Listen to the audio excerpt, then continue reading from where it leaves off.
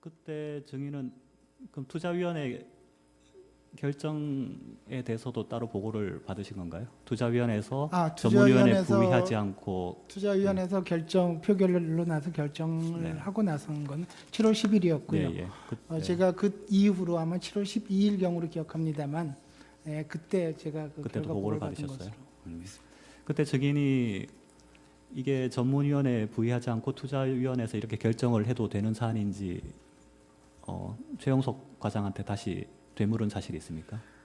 예, 솔직히 그 당시까지만 해도 제가 그 규정을 절차를 정확히 이해는 하지 못하고 있었습니다. 네. 7월 8일 날 그 담당 부서에서 와서 저한테 이렇게 얘기했습니다. 정확히 규정에 따르면 아까 말씀드린 대로 투자위원회에서 1차 표결을 하고 거기서 결정이 안 되면 제2차 표결을 전문위원회에 부의를 한다 하고 얘기를 하고 그렇게 진행을 하겠다고 저한테 얘기를 했고요. 보고를 했고 저는 그게 규정이라면 그렇게 하십시오라고 제가 승인을 했습니다. 7월 8일이고요. 그러고 나서 이제 7월 10일 날 투자위원회가 개최됐는데 투자위원회에서 12명 중에 8분이 찬성을 하셔가지고 거기서 찬성이 결정이 돼 버렸습니다. 그래서 전문위원회까지 갈 필요가 없었기 때문에 거기서 결정이 됐는데 그것을 제가 보고 받으면서 투자위원회에서 그렇게 끝나도 되는 것이냐 하고 되물었던 적이 있습니다. 기억이 있습니다. 네네. 그 8의 다항은 생략을 하겠습니다. 그런데 어쨌든 이 삼성 합병 건을 전문위원회에 따로 부의하지 않고 투자위원회에서 결정을 하는 바람에 그 전문위원회에서 따로 뭐 문제 제기가 있었죠. 그래서 제도 개선을 해야 되는 게 아니냐 이런 중요한 건에 대해서는 이제 반드시 전문회를 거치도록 해야 되는 게 아니냐 하는 요구가 있었죠. 예, 있었습니다. 그래서 그 요구에 따라서 제도 개선은 이루어졌나요? 아니면 아직 이루어지지 않은 건가요? 예, 그래서 전문위원회에서 제도 개선안을 마련을 했고요. 그것이 기금운용위원회 아직까지 상정은 안 된 것으로 알고 있습니다. 안만 마련하고 아직 상정은 안 된 걸로요. 그 기금운용위원회에 올라가기 위해서는 실무위원회에서 1차 검토를 하는데 네. 그래서 아마 1차 검토에서 그것이 아직 결정을 아직 못한 것으로 알고 있습니다. 후황 묻겠습니다. 그 증인은 이런 어떤 삼성 합병 건과 관련해서 그 안건이 전문위원회에 부의되지 않고 투자위원회에서 결정되도록 담당 직원들을 통해서 압력을 행사한다든지 한 사실은 없는 거죠? 제가 무슨 압력이나 강요를 한 것은 없고요. 네. 아까도 말씀드렸습니다만 7월 8일 날 네. 그 전까지는 저도 전문위원회에 부의되는 것이라고 막연히 생각은 하고 있었습니다. 근데 7월 8일 날 보고를 받으면서 투자위원회에서 1차 표결을 하는 게 규정에 맞다고 보고를 받고 규정에 맞춰서 그렇게 하시라고 얘기를 드렸습니다. 그래서 아마 투자위원회로 해서 표결을 한 것으로 그렇게 알고 있습니다. 예, 10항 생략하고 11항 묻겠습니다. 그러면 그 증인은 이 삼성 합병건과 관련해서 청와대로부터 어떤 지시나 요청을 받은 사실도 없는 거죠? 전혀 없었습니다. 네, 12항입니다. 그 증인은 이 삼성 합병건 관련해서 삼성 측으로부터도 따로 어떤 요청이나 요구를 네, 전혀 없었습니다. 그런 사실도 없죠. 네, 그럼 의결권행사 전문위원회 위원 박창균과의 통화 관련해서 몇 가지 묻겠습니다. 예. 시상함이. 증인은 이 삼성 합병건과 관련해서 그 전문위원회 위원 박창균과 통화를 한 사실이 있죠? 예, 있습니다. 증인은 박창균과 개인적으로 친분 관계가 있습니까? 예, 제 이전 직장 한국개발연구원에서 같이 근무했었습니다. 그 증인이 박창균과 통화한 시점은 투자위원회가 찬성 결정을 하고 나서 전문위원회 위원들이 여기에 반발하면서 별도 회의를 개최하기로 한 그 시점이었나요? 예, 그렇습니다. 7월 10일 이후에 아마 7월 12일 아까 말씀드린 대로 그때 제가 전화를 한 것으로 기억하고 있습니다. 당시 증인은 박창균 위원에게 투자위원회가 이미 결정한 사안이고 절차상 문제도 없으니 시끄럽지 않게 넘어가 달라는 취지로 이야기를 한 건가요? 예, 제가 전화를 하게 된 것은 그 당시 이제 연금재정과에서 그 전문위원회에서 왜 투자위원회에서 그냥 일방적으로 결정을 했는지 거기에 대해서 해명을 하기를 요구를 하고 그래서 해명 요구를 하면서 전문위원회를 개최해달라 요구를 한다 그렇게 했기 때문에 제가 거기에 대해서 아는 분이 한 분이 계셨기 때문에 왜 뭐가 정확히 어떤 불만을 가지신 거냐 한번 알아보자. 그러고 전화를 드렸습니다. 그래서 규정이 제가 아까 말씀드린 대로 투자위원회 특집 표결을 해서 그것이 찬성이 나오면 전문위원회까지 분리하지 않아도 되는 것이 규정으로 되어 있답니다. 그러니까 그런 점에 대해서 이해를 하시라고 말씀을 하셨고 드렸고, 또 제가 뭐 반농담조로 너무 시끄럽게 하지 말아달라고 얘기했을 수는 있는 것 같습니다. 정확한 기억은 없습니다. 네. 전혀 그런 것과는 관계 없고요. 담당 부과에서는 그 당시 이제 연금조정과에서 그 전문위원회에서 왜 투자위원회에서 그냥 일방적으로 결정을 했는지 거기에 대해서 해명을 하기를 요구를 하고, 그래서 해명 요구를 하면서 전문위원회를 개최해달라 요구를 한다 그렇게 했기 때문에 제가 거기에 대해서 아는 분이 한 분이 계셨기 때문에 왜 뭐가 정확히 어떤 불만을 가지신 거냐 한번 알아보자. 그러고 전화를 드렸습니다. 그래서 규정이 제가 아까 말씀드린 대로 투자위원회 특집 표결을 해서 그것이 찬성이 나오면 전문위원회까지 분리하지 않아도 되는 것이 규정으로 되어 있답니다. 그러니까 그런 점에 대해서 이해를 하시라고 말씀을 하셨고 드렸고, 또 제가 뭐 반농담조로 너무 시끄럽게 하지 말아달라고 얘기했을 수는 있는 것 같습니다.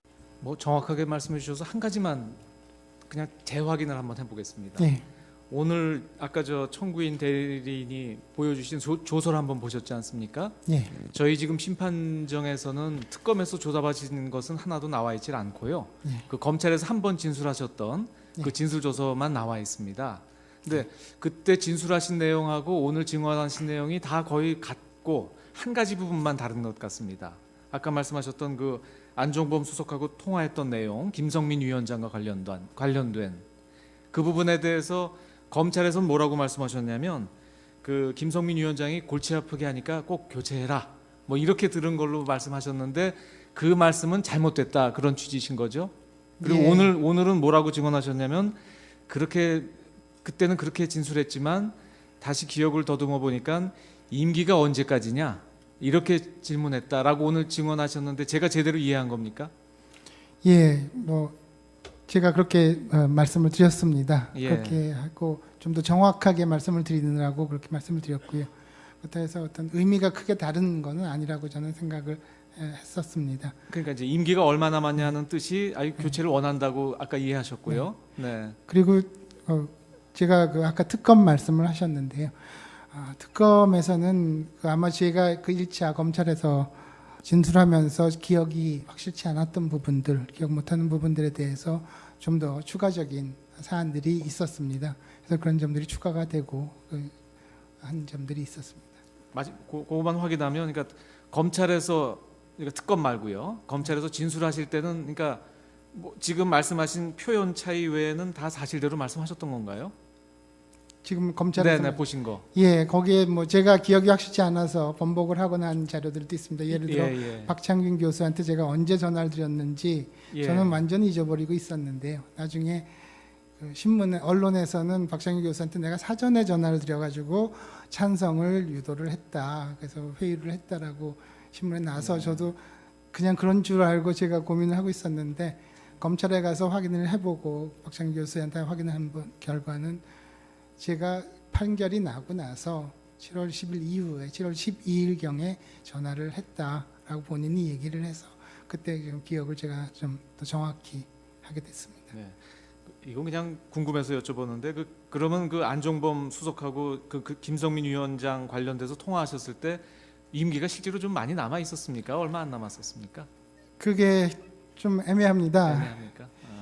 아마 그 얘기를 한 것은 2016년 제가 국민연금공단 이사장이 되고 나서 그런 얘기를 들은 것으로 기억합니다. 2016년 왜냐면은 상반기라고 말씀하셨어요. 예, 제가 아까 이 삼성 합병권 말씀드리면서 당시 메르스 얘기를 드렸습니다만 제가 그 당시에 이제 메르스 사태가 터지면서 6월 초에 총리님을 뵙고 사의를 표명했습니다. 그리고 이제 메르스 대책본부로 가서 이제 그 사태를 대응을 하고 있었습니다. 그래서 그것이 아마 8월 초로 이제 종료가 되고 제가 복지부 장관에서 물러났습니다.